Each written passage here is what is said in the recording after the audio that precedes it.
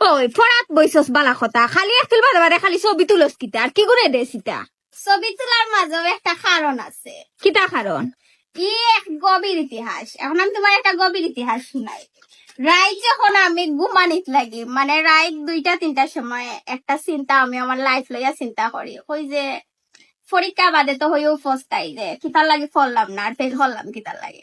So আমি এখন চিন্তা যে সময় আমার আর কি পড়া লইয়া আমি একটু বেশি চিন্তিত হয়ে যাই, তখন আমার মনে হয় হ্যাঁ আমার তো পড়া দরকার, কালকে সকালে ঘুম থেকে উঠিয়াও পড়া হয়ে যাব।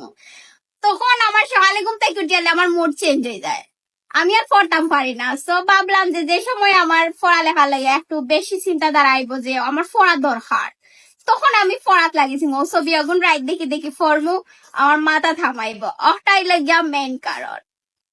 মোবাইল দেখিয়া পড়িয়া মানুষ কোনদিন শুনছনি খেউররে বিশেষজ্ঞ হইতে না না, মোবাইল দেখিয়া পড়া বিশেষ মোবাইল এত রইলেও পড়ালেখা শেষ না, চাঙ্গে রাইট মোবাইল দেখিয়া কোনো সময় পড়া যায় না। রাইট যখন আমি চিন্তা করি আমার লাইফ নিয়ে, তখন আমার পড়ার আকর্ষণটা বাড়ে। এর কারণে ছবি তুলিয়া রাখছি, বুঝছো?